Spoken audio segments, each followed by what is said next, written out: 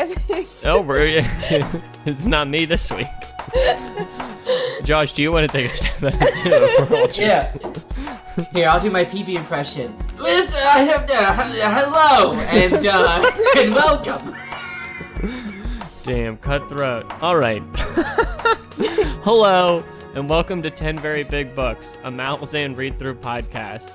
My name is Peter Bond, and I've read each book in the main series. However, my two co-hosts are reading the series for the first time. With me today is my friend and closest confidant, India Jones. Hello. And the Grawl horse rider of this podcast, Joshua Dean Baker. What's up? I've got a cool horse. That's right. But when we recorded the last episode, we had yet to actually see the art for that Dan Geswick made for our season, and we did not know that we would have such a majestic steed gracing the cover of it. So it is a full horse time now. And until we read this week, me and Indy and I were like, "Why is it this fucking horse?" Yeah, I was like, "Oh, okay, it's a horse." I never even thought about it, but now I still don't understand, but I understand. We're chilling out with the horses, you know. We're horsing around. Damn it, you beat me to it. Before we get into it, I want to do something a little dangerous, you know? When we were talking about Gardens of the Moon, we had various sections, Pronunciation Nation, Bone Zone. We were really getting into it. We're trying to get some things going. And it's a dangerous thing, but I want to briefly dip into a corrections section. So. Oh, God. Yeah, I know it's section. It's a little dangerous because I feel like it's a Pandora's box. It sounds a bit punitive to me. If we're discussing but I just wanted to clarify, last episode I said that Haborik had his hands cut off for being a thief, and I was informed that Peter was mistaken, that it was not the reason. You fool! Yeah, I botched it. So that's that, and I have nothing else to say in regards to Haborik's hands and lack of. Does that mean we don't know yet? Yes. So you just incorrectly spoiled something for us. Well, I didn't. Well, it didn't happen that way, so I would call it, if anything, it was an anti-spoiler. I told you what had not happened. All right. Well, thanks for the, what is this called? The correction section? I don't know. Hopefully, I'll never get anything wrong again, so we'll never have to come back. I've got bad news. I'm going through and fixing all your spelling errors in this week's document, so it's not gonna last long, buddy. Well, you can just let them go, let those spelling errors ride. Oh, buddy. He's a teacher. This is what he does for a living. Yeah, I'm a music teacher, but I'm a fucking stickler for spelling. All right, well, I'm going to start with the summaries anyway, even if they lack a grammatical consistency. No, they're going to be good. I've got you. And let's jump right in. Chapter 3.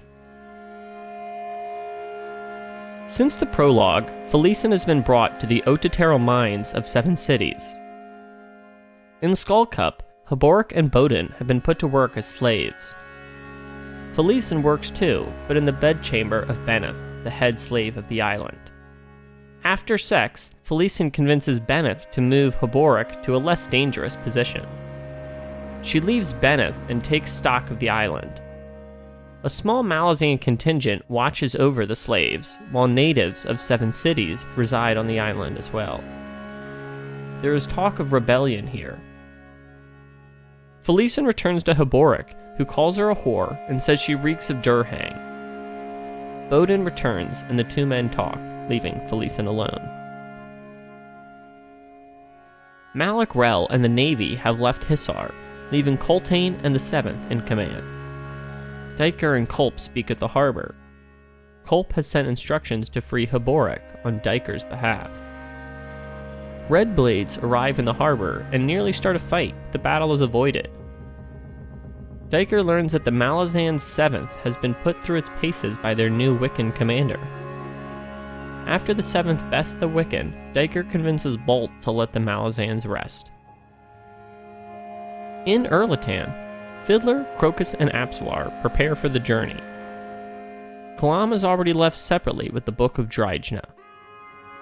Apsalar continues to have memories and skills that are remnants of her possession by Cotillion.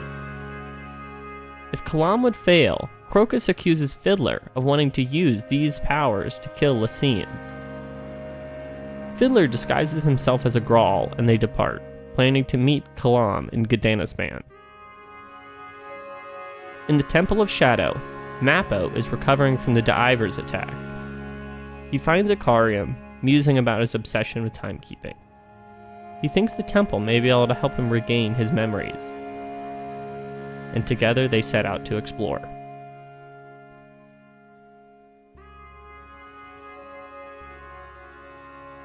So we meet Felisin in the prologue, and you know, where there's such chaos, and then we come to Seven Cities, and we meet a lot of other characters for the first time, but we're returning to Felisin, and her situation has rapidly degraded, I would say, as she is on Skullcup, and she does what she has to survive, Peter. Yes, yeah. She's in quite a predicament, to put it mildly. What did you find of our return to the Perrin sister? I found a new favorite character. She's awesome. I feel bad that she's kind of... What is that? Whatever it's called. Is she like drug addicted now? Durhang? Yeah, it's an opiate. Oh, that sucks. I had a feeling that's what it was, but I wasn't positive. Her situation sucks, but she's... I've got to be very careful with my words here. It's a bad situation to be in. However, she is making the best of it by keeping Haboric and the other guy whose name starts with a B. Odin.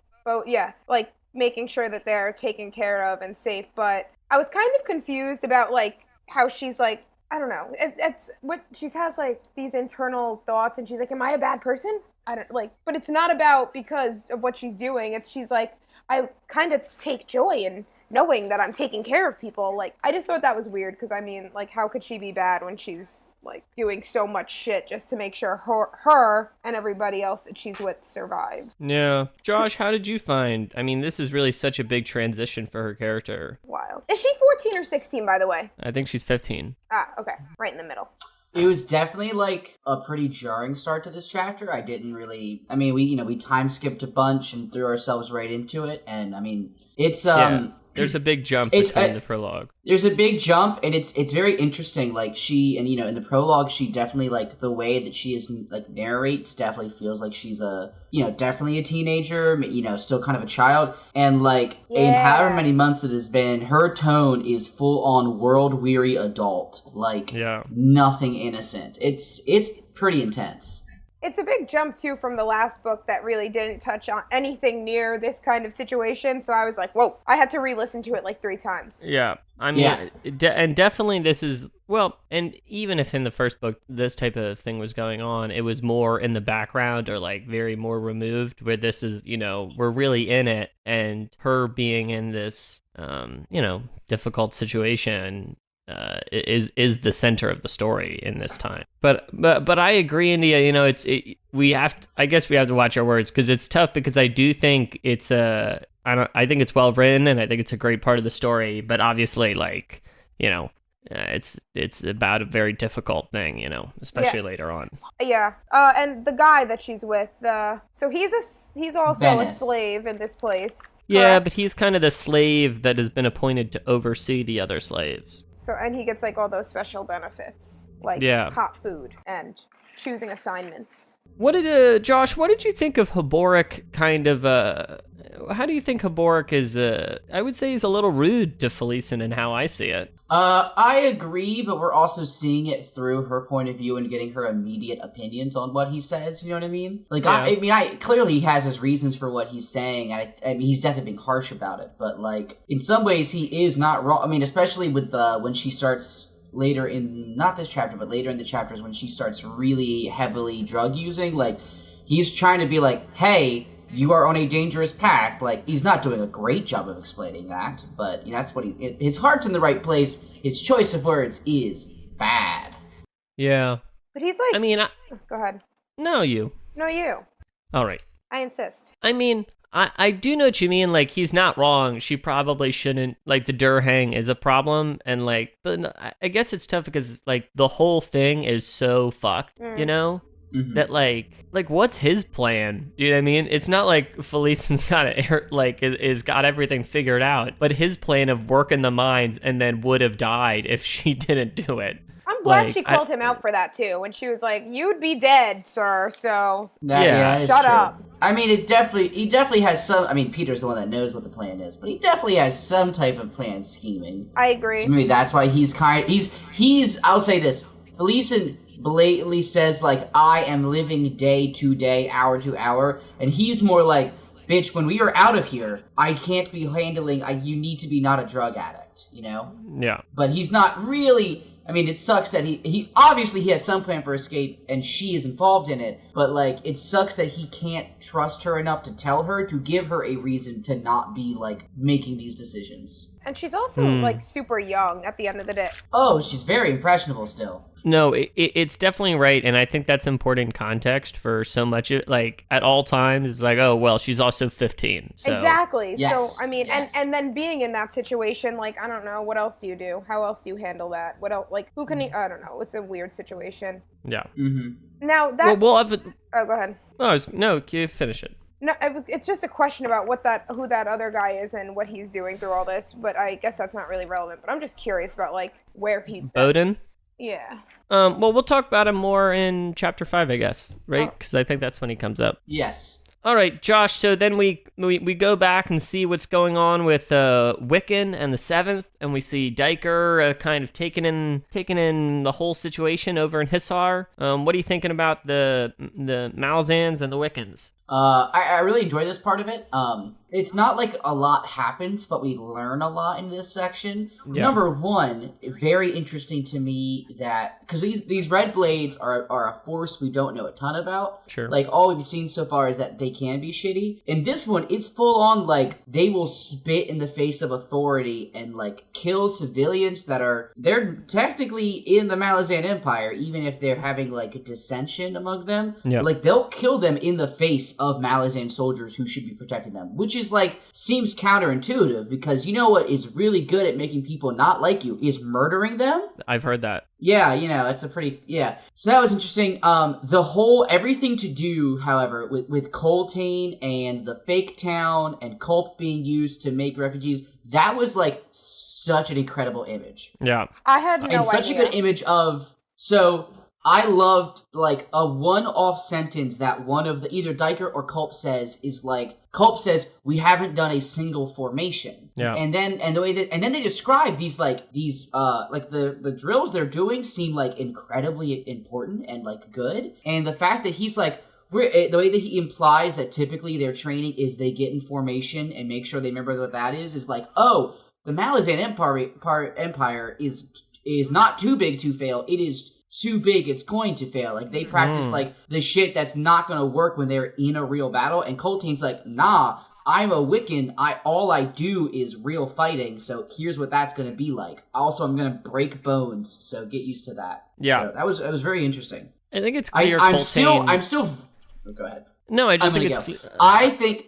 I think it's very interesting. Sorry. I'm still very curious about Coltane because I cannot figure out what his motivations are. Like, obviously he fought against the Empire, but currently he's doing a very good job of training the Empire. So I'm very curious what his underlying motivation is, and I hope we find out more.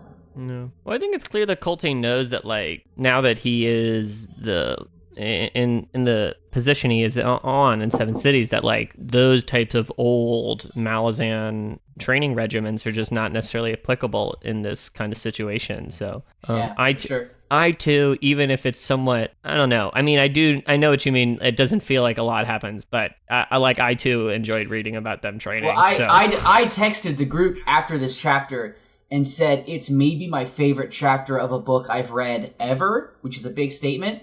And then described it as 35 pages of dense nothingness. And a very beautiful dense nothingness. And I gotta tell you, Josh, this to me is not nothingness. So yeah, great. Well, I will say, Josh, that after reading that text, I literally, after reading all 3 chapters, couldn't tell what you were talking about because it all is just dense nothingness to me. I literally Nice. was like, which section is it going to be? Also, I had no understanding of that section at all. So if you guys want to take it back a step and just explain what was going on. Also, what about Wiccan people and what's the relevance and why are they there and who they are and what they do? Let me give it a whirl, Peter. Yeah, Josh, you can do it. But like literally very, very, like I do not understand what happened. So please. Okay, so the Malazan Empire is like an analog for the Roman Empire, right? Like a group of people that then expand, and then let me get through this, you'll understand what I'm getting at. I mean, I would say it's one of the common tactics that they use... What tactic? I'm sorry. Is when they conquer... One of the tactics they use is when they conquer a people, they enlist those people. So in the Roman case, they would enlist like the barbarian tribes of Europe. So the Wiccans are like a plains people who are really good on like horseback, and they're like a nomadic people, and so they have been defeated and then co-opted into the Malazan forces. They're not Malazans, they are Wiccans under the employ of the Malazan army. And Wiccan is just like their name as a people, not Wiccans like people in modern time who mix up roots. Sorry to Wiccan fans out there if I'm offensive. Anyway, and so in this chapter, you're giving me a stank face, India. What did I go fast through? Wiccan is a what?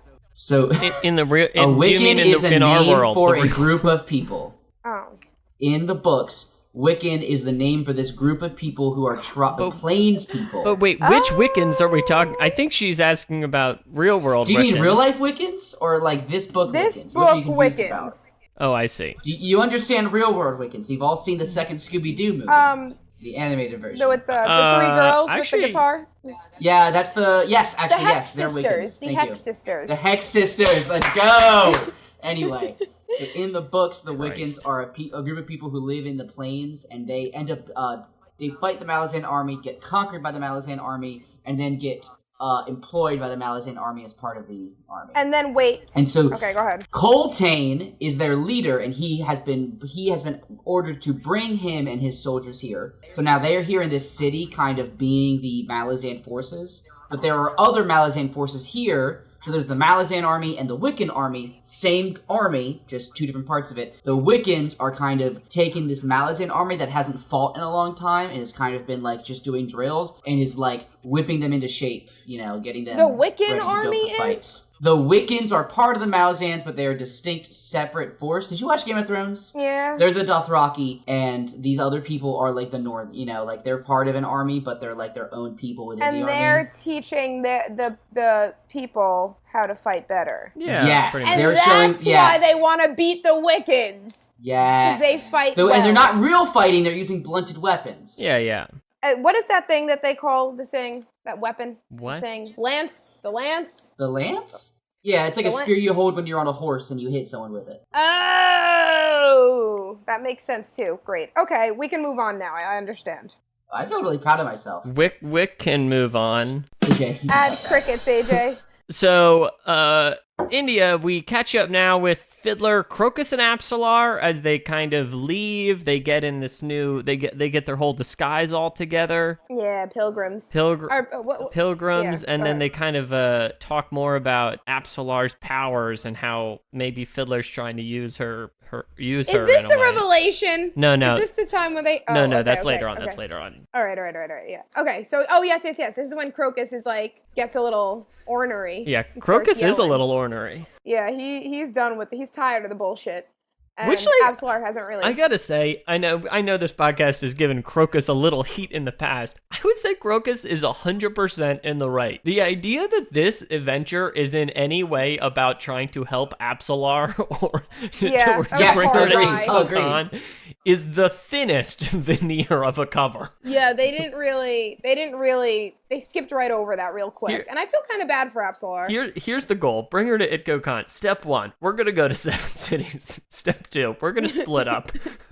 So Step 3, you're going to kill everyone. Step 3, you're going to kill the Empress. What are we doing?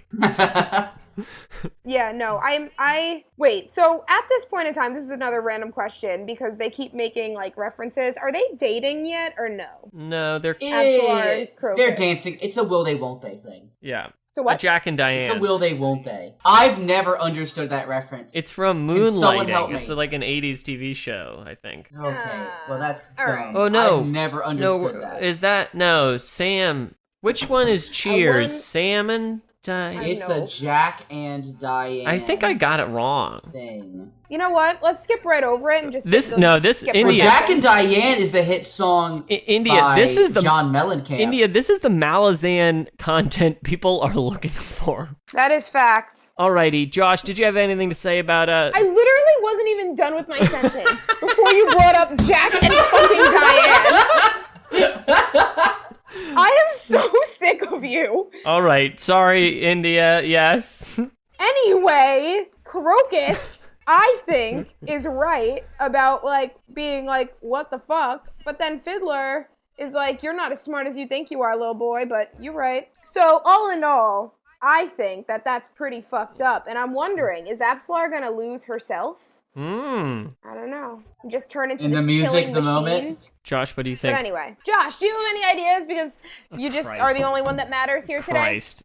I don't know if I want to respond. Yeah. No, Josh. Good. Stay silent. I think that's my play. All right, actually, and for my next question, I'm coming back to India. Do you have any thoughts about Shocking! Do you have any thoughts about Mappo and Akarium as they are hanging out in the Temple of Shadow? Who the hell is Akarium? They were I in the need to- prologue, first let and me- we lost them for a bit. Well, no, they were in chapter 1 Isn't and that- 2. Yeah, that's the it ended about him, right? Yeah, like he he's- killed yeah. everyone. And then he forgot. Okay. He forgot where he was or what he had done. Right. Now, He's like half jagged. yes, yeah, no, oh, that's why he talks in the accent. Yes. He has an accent. Oh, okay. I was trying to figure out what written accent you were talking about. You mean in the recording? Okay. Yeah, he has an accent. Yeah, he talks like this, but Ooh, spicy. it is. My thoughts on this. What are those bugs that kill everyone called? Oh. Let's talk about that. Let's talk. I need to understand the that's- plots at this That's point the because next chapter? right? no, When it's not. Is it? I believe it's next chapter. Okay. Well, then we'll just go into when he's talking about time and so where are we when we're here? I have a lot of questions, Peter. We're in that weird tower with that weird ass dude. But whose house is it? And who's the It's- and why do they have like servants? I will say These are- this, India. I don't fucking know either. It's See, these are the I am these are here. the I'm here for the questions. ride, and I would say Mappo and Akarium are also pretty confused at this point because like this dude is just like it's me, as if we should know who he is, and no one does. And he's got this weird servant in this weird tower that he claims these nuns used to live in. And then there's some big revelations next chapter. So like whoever this dude is, he's either playing the longest of cons or actually insane. And either way, I can't fucking follow what's happening. Josh mostly had it correct. So yeah, we don't I think know it's what the fuck is going on. Yeah, we're supposed to not know the fuck's happening with this guy. Yeah. It's a temple of shadow, and there's a lot of confusing things in it. And Ascarl Pust is out there living his best life. What a name. All right. Well, then those are my only comments on that scene. All right, chapter 4, hit it.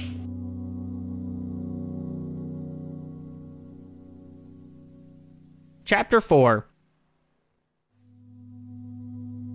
Habork's health has recovered since his job change on Skullcup. However, Felisin's health has declined. She's increasingly dependent on the opiate Durhang and reliant on Benneth and his friends. A Malazan guard, Pella, asks Felisin about Habork. With Benneth, Felisin speaks to the Malazan captain. Bowden has been arrested. Benneth tries to free him by offering Felisin, however, the captain declines. Afterwards, in a fury, Felisin is beat by Benneth. Felisin lies to spare her more beating. When she wakes, Habork has found her. She wants Benneth to take her back. Kalam is traveling overland, stopping at a keep. To stop further inquiry, he shows a Malazan captain his Clawmaster symbol. Other strangers take refuge in the keep, and Kalam refuses a reading from the deck of dragons. In frustration, the fortune teller throws the deck at him, which lands in formation. The rope in the center, surrounded by High House shadow. Kalam leaves the keep, however, the strangers have stayed. Lestara Yil and the Red Blades slaughter the Malazans and continue after Kalam. Mappo and Akarium explore the temple, finding carvings for the Queen of Dreams. they find a hallway with cedar tree trunks in it, along with traces of the Tisti Andes Elder Warren Corald Ghislaine. Mappo has no memory of Tisti Andi on this continent. Further in, they find the markings and scars of shapeshifters. Will the shapeshifters converge on this temple? They return to Ascarl Puss, who evades this question, and he speaks cryptically of High House Shadow. Scarl Puss asks them to find his broom. Icarium gladly agrees.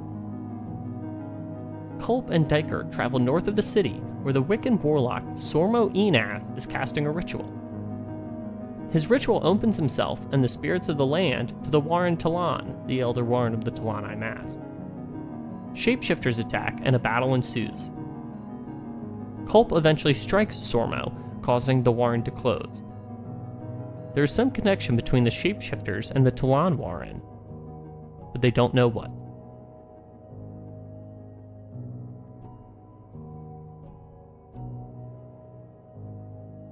All right, Josh, a lot happened this chapter. We checked in with most of our characters that we've met on Seven Cities. Take your pick. What do you want to talk about?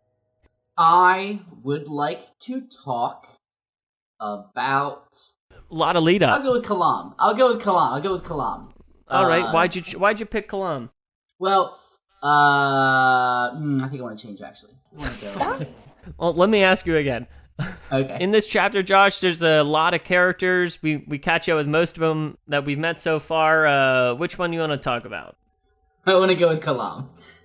So damn it! Christ. All right. So why? Well, what's up? All right. Okay. So I feel like Kalam is someone we just we're learning a lot about him in this book now that we're in like the land he's originally from. Something that I guess is hinted at, but I didn't quite fully grasp into this chapter, is that he's an actual claw master. Like, I knew he was an ex-claw, but I didn't realize he's an ex-claw master. So, like, it makes a lot of sense why whenever anything goes down, he's always kind of like, well, I'm fine. Like, he's, like, literally the master of master assassins. So that's pretty sick. Yeah, he's unflappable. So, harkening back to what India had mentioned, we didn't really talk about it, but so I guess Kalam gets forced into this keep by, like, a random... sandstorm. Yeah, sandstorm. It was a very interesting scene. He keeps his cool pretty well. I mean, he does mention several times that he's like, "Oh, I guess I'm dead now," and he like makes it out. So are these sandstorms with these evil flesh-rending bugs like a common thing on this continent? And if so, how does anyone live here? That's just how we do. There's 7 cities. There are quite a few bugs. This is a buggy place. So. I've noticed they mention. Erickson like mentions the 7 Cities version of flies like a lot. I think they're called like the Risen or something, Rizan. Yeah. So it really kept me on my toes. It was very interesting. I enjoyed it. In the keep, that was just like such an interesting scene of like, I really did not expect Kalam to throw his Clawmaster symbol around. I thought he would be like way more subtle and kind of like playing to just not be noticed, but he's like, no, I think I'm just gonna like take command of this situation. So that was cool. Josh, in the past, you've wondered if Kalam, how much of an ex-claw Kalam still is. As opposed to like a claw that's still kind of working, or like, what do you mean? I can't remember what I said. Yeah, no, that's exactly what you mean. Well, I mean, clearly now he has just no love for the. Well, he has. He has a love for the Empire. He has no love for the Empress. So, I guess in some ways you could argue he's being the ultimate claw. Like he is preserving the Empire, and he sees the only path to that as being the death of Felisin, which I think is incredible. Like pretty powerful stuff. Yeah. So. I do want to say, Peter has hinted in the past, I'm not sure if it's on the podcast or just in life, that anytime one of these books throws out the deck of dragons, that it's just telling the entire story in the book, but you can't fucking figure it out yet. And then, like, you read the book, and then if you go back to the deck of dragons, it kind of just lays out the plot in some ways. Sure. And so... This girl throws the deck of dragons, and they label all of them, and boy howdy, did I read that sentence like 50 times, and I was like, fuck if I know what's happening. It's all shadow stuff. And I was so pissed. I was like, I'm gonna be able to do it. I've got this. I'm gonna fucking get in here and decipher it. Nope. So did not crack the code. No, I did not indeed. That's funny. India, what did you think about Kalam stopping in this desert keep? I'm glad that we weren't supposed to know what those cards meant. The only thing I heard was rope. So I was like, Absolar, classic. But, so clearly she's gonna do some shit, or else really, why would they be here all together? But, well, India, they're taking her to Itko Khan, obviously. That is true. She is going home. This is just the way home. Yeah. But, the inn. Really, the only relevant scene, I guess, was that whole thing where he's like, you're not, was he like kind of saying that she wasn't like a real whatever? Yeah. And she was like, and she screamed and then threw it at him and then it did the thing. So that was interesting. That's the only thing I got from that. No, that's dead on. Do you want to, should I ask you about Felisin then? And as we see, we return to Skullcup and she is beat by Benneth in a upsetting scene. You know, I wasn't expecting him to do that, honestly. I really wasn't. I was really upset at him for that. Now I know he's just an asshole. So, yeah. I thought that he actually, cared. Foolish me. Anyway, that's when I stopped hating Haboric again, because I thought that he was such a dick. I'm getting really filthy here. I'm so sorry. I thought he was so, mean and not really understanding, but he really came in and saved the day, so I appreciate him for that. With no hands, no less. Yeah. He don't need no hands. Yeah, look, Ma, no hands. Christ. But yeah, so I feel like, I don't know, what else is, I think that, I don't know, is she gonna get back with the guy, or is her life just gonna get 10 times worse now? I think it's one of those things that I think it's just it's a really well told story. I mean, and with her obviously wanting to return to him. I mean, obviously it's I'm not excited for her or that to occur. But it's just I don't know. It rings very true, and I feel like I'm along on the journey with her. Even if we're in a terrible place. So I really hope that she gets out of this drug addiction, one cup of tea at a time. Josh, how did you feel about Felisin and the beating she took and the rest of everything in this chapter? Wait, before you go to Josh. Sure. So she lied to him about where she was from, but he ended up believing her. But is that because she doesn't want anyone to know that she's a noble? Yeah. Is that the only reason? Why? What does that hurt? Is she valuable then at that point? Why is it a secret? And how doesn't everyone know already? I guess there's no, newspaper. Well, Bennett basically knew. He was calling her on her shit. He was like, "Oh, I thought he didn't know." Well, it's because Haboric lied later, but he was like, "Oh no, your boat came from Unta." But then she was weaving a whole little tale. She was pretty quick on her feet in that regard. Yeah, it was pretty. And I think she was mostly just trying to conceal her noble background. That's my thought. All right. Josh, any thought about all this? It was shitty to read. But I don't know, it kind of seemed like the natural way that this would go. It was not a good situation. Yeah, for sure. How did you guys know? How did we know? I really thought that they were vibing.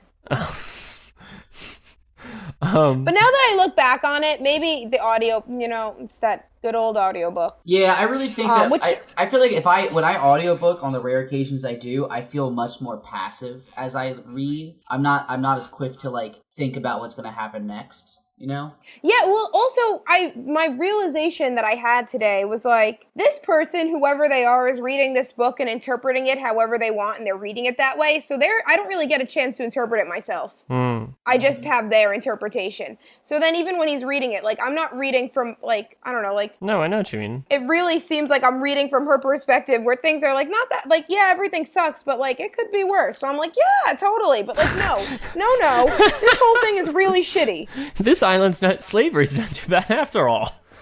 Yeah, Christ. Exactly.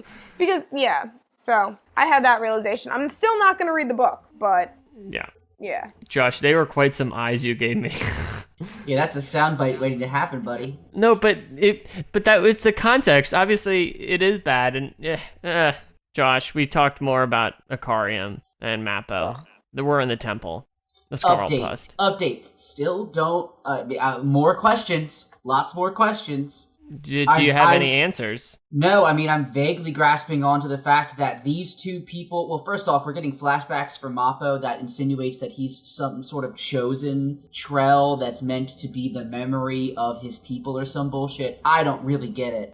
Missed that. And the fact that... Maybe that's next chapter. But the fact that even he's looking at this and he's like, well, I've been alive forever and I don't remember there being Tisty Andy here, means that Josh Baker is allowed to not fucking know what this means yet. So, I was just kind of there for that part of the chapter. Yeah, there's a lot of stuff that... I have a feeling, eventually I think I'm going to love Ikariam and Mappo, but right now I'm just kind of like, well, we're here. I don't know what here is. They're looking for a broom now. Well, I like them, the scenario's confusing as all get out. I mean them. Okay. You're a little turned around. Yes. I'm totally... Their chapters, I barely get by. Yeah. They're parts of the chapter, I should say. Yeah. Well...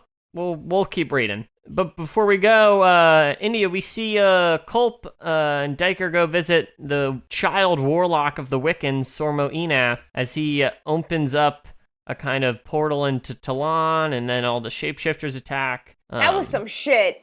That was some shit. Yes. I was like, what the I didn't understand anything.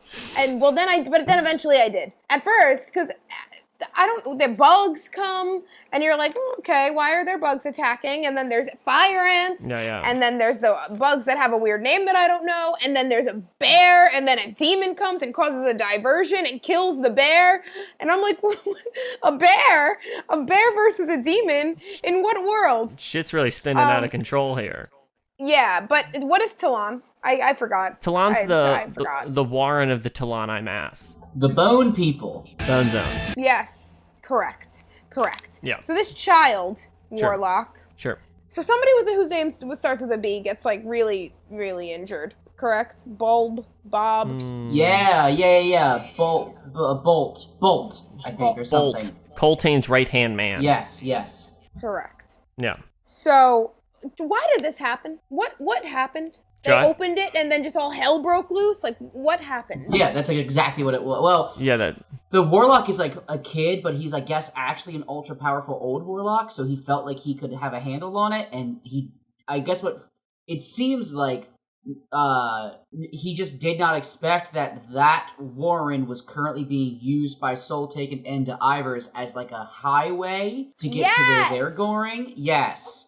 And so he opened it, and they just kind of poured out. What I'm so confused about is Culp punches Sorno Enath. Yes. And he goes, I guess it was just his nightmare, but they're all still beat to hell, so it's definitely real. So so it's like, so he punching the warlock closes the tunnel. I get that. How do all did the Soul Taken just get sucked back into the Warren?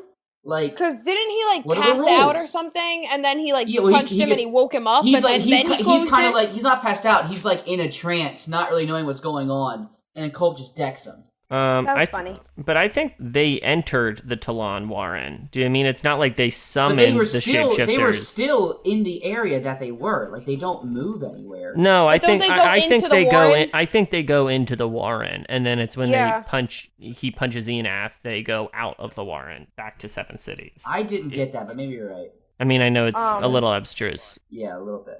But then why are they like trying to pull somebody out? Is somebody not like? Somebody was on the outside of it, right? Trying to pull the other guys out or something. Maybe wrong. Maybe fuck me, right? I don't know what I'm saying. Who am I? Yeah, I don't think so. I think, I'm standing by what I said. Yeah. All right, fine. Fair point. Yeah, well, shit's definitely bad here, and the shapeshifters are certainly converging. That's for sure. I feel like we're really lowballing that whole situation, because it was wild, but whatever. There's really not much else to say about it. It just was what it was. We gotta read the books, you know? Gotta read the books, she says. Alrighty, let's finish it off. Chapter 5. Fiddler, Crocus, and Apsalar approach Gdanisban. However, the city has risen up in rebellion. The Malazans have been arrested and soon will be executed.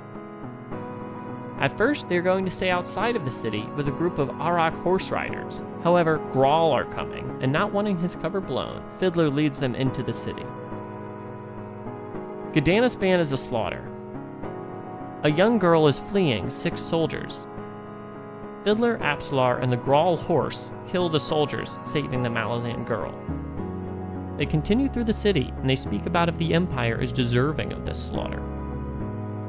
Fiddler talks about the massacre at Erin, where the city rose up in rebellion, but there was a slaughter of civilians and soldiers ordered by the Empire and executed by the Talani Mass.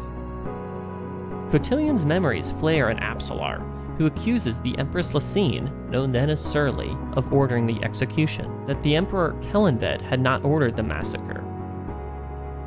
Crocus and Fiddler are shocked.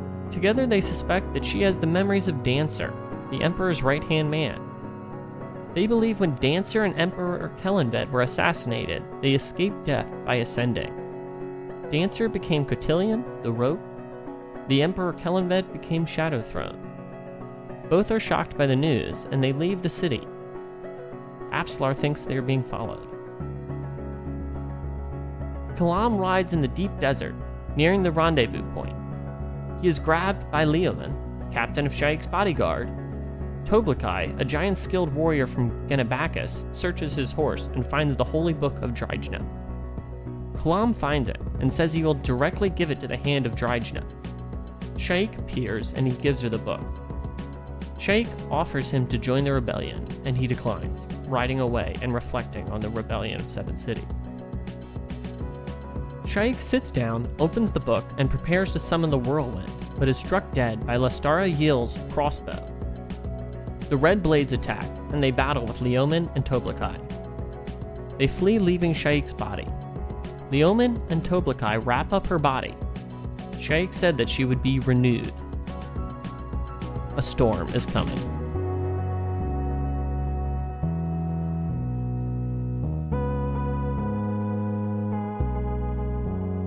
Chapter 5 was lit. Keep that in. India, so you just announced it was lit. What was so lit about Chapter 5? Can you tell me what the first thing that happened was again? Because I forgot. Okay, I want to start so bad. Fucking Ready. fine, Josh. Just go. All right. Oh my god. So, I want to go. Wait. Josh. What is it, India? Ooh, is that apple cider jam? Oh, Trader Have you- Joe's, though. Get that shit out of here. All right, I'm starting. Wait, before you start. It tastes like a fucking apple pie from McDonald's. Go ahead. That's not a plus in my book. Okay. Yeah, I don't know if that's like the highest endorsement you can give food. Okay. Like, it tastes like a I just McDonald's product. All I want to say is that fucking Sha'ik sitting down, opening the book, and then getting shot in the head is my favorite thing I have ever read. Because Whoa. the back of this book mentions Sha'ik and the whirlwind, and all we hear about is Sha'ik and the goddamn whirlwind. And she just gets fucking blasted into oblivion by a crossbow, and I fucking laughed out loud how unexpected and jarring it was. That is all I have to say. Fucking 10 out of 10 Erickson. But yeah, I mean, that's what you do when you sit down to read a book, you know? Yeah, that's an interesting, yeah. He didn't say a single sentence just then. Yeah, I guess I thought I had something to say, but I just, yeah. I can give a second try to the reaction if you want. No, it's okay. Just move on. What's the next thing? Thank God, I didn't have a follow-up to that joke. So. Yeah. In India, you think this chapter's lit, you say. Tell us why. Gadanis ban, this ending with Sha'ik that Josh so much enjoyed? No. That was like More way the- over my head that I didn't even know what was going on. More the Gadanis ban stuff. What was that stuff? The city. That's the city. That rose up that Fiddler and crew roll through. Nope, wasn't that. It was probably one of the first things you said. Was it the horse? Was it the Oh, horse? that's it! The horse! The horse! Ah, the horse. Someone tell me what the fuck that horse is. It's India, from what I can understand. It's just a horse, but it's a real fucking good one. No! Yeah, It, that's about it. It's just a really cool horse. Oh, really? It's a Grawl horse, but Grawl is just a group of people, I guess, who are like, it sounds like the fucking pits, but they've got bomb horses. Yeah, no, that's about right. Okay, fine. They're just a tribe with cool horses, and he has a cool horse from the cool horse tribe. Where were they when this happened? They were out on the outskirts of the city that just got kind of sacked by the rebellion, this rebellious army. So who killed everyone, and who was everyone, and why did they do it? All the Malazans were killed by the 7 cities locals in the city of Gdanisban. Why were there Malazan children and elderly there? Because they were in the Empire, and now they're being slaughtered because that's how rebellion do. Wait, we're in the Empire? Well, technically, 7 cities is under Malazan control, right? Okay. And so why didn't, what's his name? Fiddler. Why did he want to leave that? Like, I didn't understand the urgency to leave. Because all 3 of them are Malazans, and their covers are, this is not a cool place for them to chill out, even though they are disguised. Oh, okay. And then that part, when Absalar was like, was she pretending to be some kind of noble person? And why was everybody like, oh my god, that was so good? Like, they're right. Crocus and Absalar pretending to be newlyweds going on the pilgrimage around the continent. I know that part, but why were they so scared of her? Weren't they? I think just because she was Absalar? being. Yeah. Are you talking about scared? Are you talking about when she murks those fools? No. India, she goes full bridezilla. Oh. She stamps her foot and she gets really bitchy, and they're all like, we don't want to deal with this. Oh, that's it? Yep. Yeah. F this chapter. I mean, later she stabs a couple guys in their genitalia. I did see that. Yeah. The initial thing is she's like, I want to go. Oh, no. I got it, India. Thank you. They're talking to these Auric horsemen who are like, it seems like a relatively primitive people in terms of like their beliefs. Okay. That's delicious. And, actually, is that cereal or cookies? That is a pumpkin spice cookie. I fucking need that in my mouth now. Anyway. Trader Joe's, baby. These Auric horsemen, definitely there's some belief they have that, like, a bride has power and can curse them. Or she just says that. True, and they're like, oh, fuck, I guess she can do that. I don't want to piss her off. But, like, either way, it's not a thing that can happen, so. Thank you, Josh, for shedding some light on this for me. Peter, you did nothing for me. That's what I'm here for. That's why they call me the Lantern. I just misunderstood. I thought you were talking about this. All right. Yeah, everything else I didn't really care about. Josh, it is in this chapter that we learn about the ascendancy of Emperor Kellanved and Dancer. What did you think? So if Sha'ik was like #1 favorite thing, this revelation is like just below it. Like I feel like there's so many pieces of the first and second book so far that like as soon as they said that, I was like, I could probably go back and find all the clues that are dropped that like when you're reading Gardens of the Moon the first time you have no chance of getting. And I was like, this is so cool. Like they say so many times that fucking Dancer and Caliban just kind of like there's like their bodies are never found, they're never seen again. They talk about how House Shadow just appears at like a certain time, and like you definitely could have read far enough into it and realized it was the same time. Like that's so cool. Just the fantasy fan in me was like just fucking geeking hard. Okay. I'm so glad that you said that, Josh, because I literally wrote in the group text, this is a revelation that everybody is going to be so excited about except me, because I don't see why it's so important. So, thank you for explaining to me why it is so important. Yeah, it's like, well, because it like there's the timeline we are in, and then there is the hyper important 15 years prior to the books we're reading that like gets talked about all the time, and we don't get to experience it. And this is like the link. This is like the big thing so far that links the two. So pretty much they were just average guys that were in the Malazan person with. Well, they were the emperor. They were the emperor and his claw master, or no, and his right hand man. I guess was a claw master. And then yeah, right. Oh, now here's the emperor and his clawmaster who get like Lasine takes over afterwards, and we're led to believe that Lasine kills them. But even in the first book, they say they're like, how the fuck did Lasine kill them? Dancer's like the greatest assassin known to man, and now it's like now he's the greatest ascendant. Now here's my question, Peter, and look at me dead in the eyes, okay? If you're a cop, you have to tell me it's entrapment. Does Quick Ben know this? Or is Fiddler the first to find out? Well, Fiddler does say, after they're kind of having these revelations, Fiddler's like, oh, why didn't they, like, I thought they were so close with the bridge burners. Why didn't they let us in? Right. But, like, so that's definitely something we read. Quick Ben was a priest of Shadow Throne. Like, where does that fall into it? A what? He was a what? Like, he was a priest. Okay. He was a high priest of House Shadow, of which Shadow Throne is the head, who is Kellenvad, the Emperor. So, like, how would Quick Ben have been that priest and not known? Oh, shit. See, you're making all these connections now, Josh, and I wish that I could. But okay, that's a good thought. Peter's not going to tell you, though. I can tell by the look in his eye. He's not. It's a glossed over look. Josh, I felt very similarly to you. You know, you're 100% right. If you go back knowing this, it is, like, so obvious in Gardens of the Moon. Like, right? It is plastered all over the book. However, it completely missed it the first time, and when I got here, you would have to be like the fourth tier of the big brain meme to make those connections on your first read. I mean, some people definitely have done it, but I was not one of them, and I was completely caught off guard and super stoked. So, yeah, the Emperor is alive-ish. Why them though? Why did they? What do you mean? Why did they ascend? How do you just ascend?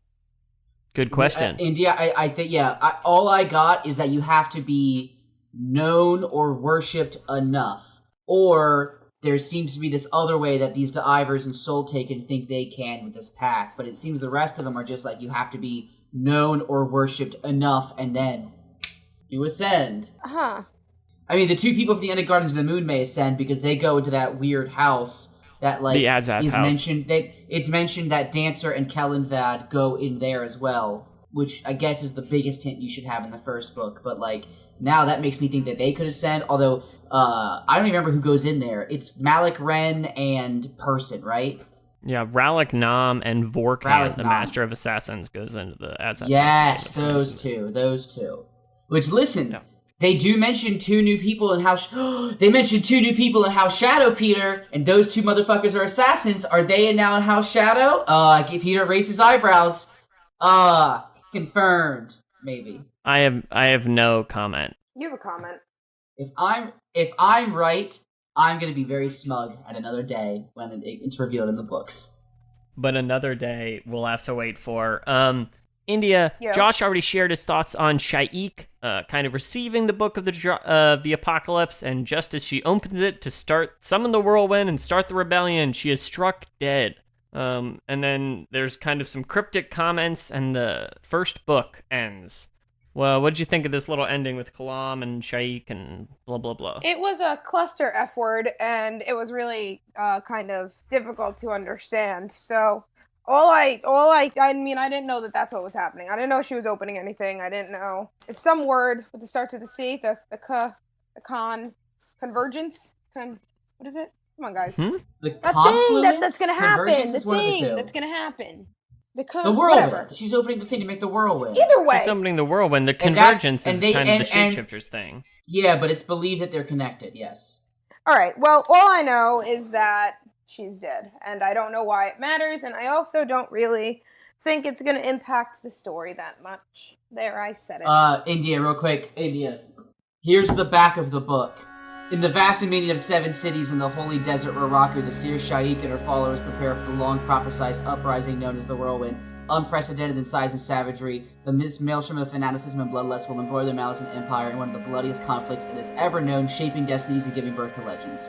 So, like, that's the whole story, it sounds like, that we're about to be in. Right. But she just died, so that's why it's like, yeah. And it's still gonna happen. So then what's the rest of the story? It's still unless gonna she... happen. If she comes... Okay, well... So, yeah, really... This is gonna happen, India. Where's the shock factor? We can't be set up like this, and then she not comes back, and if she doesn't come back, Erickson, you're getting put on blast next episode. Yeah. Battle. That's all I got. Wish I had more. Interesting. What do you want me to say? What do you want me to say? It's all okay. Right. I think that's it. I think we've about talked through this. But things things are developing here on Seven Cities, aren't they? If they are, Yes. I'm not seeing the development. Oh, please. Alrighty.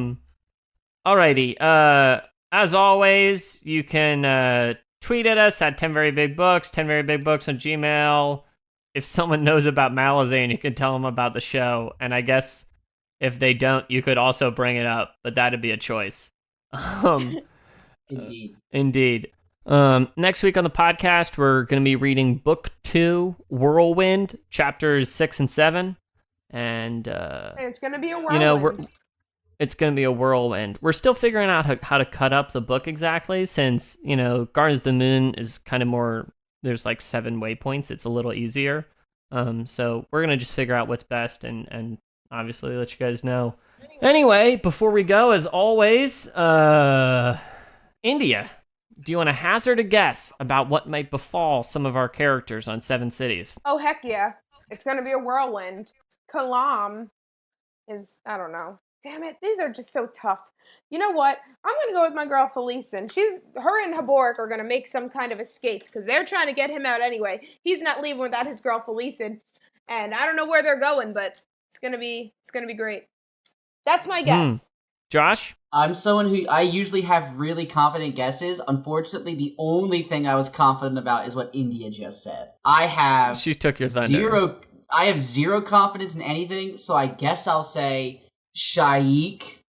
In the next 2 chapters of the next book. Can I say the next book? Yeah, you can say whatever you goddamn please. I think Sha'ik's gonna come back and she's gonna be transformed, and I think her 2 cool companions, who we didn't talk much about, but I hope we do eventually. I think her 2 companions she's gonna be nearly unrecognizable to them. She will be rebellion incarnate. Some Tattersale shit. Some Tattersale shit. Peter seems unfazed by your guess. He's always unfazed. Yeah, I'm getting better at keeping a lid on it, if you ask me. Except for when you just raised your eyebrows about QuickBed knowing about the people. Or whatever shit I said. Whatever, guys. All right, I'm just saying, I full-on blew it multiple times in Gardens of the Moon, and it's just, it's a long con over here. You're doing well, Peter. It's true. You are our fearless leader. Yeah. Is it a long con, or is it an Itco con? And then that's all for us. We're done. That's actually the show's over. Thank you for listening.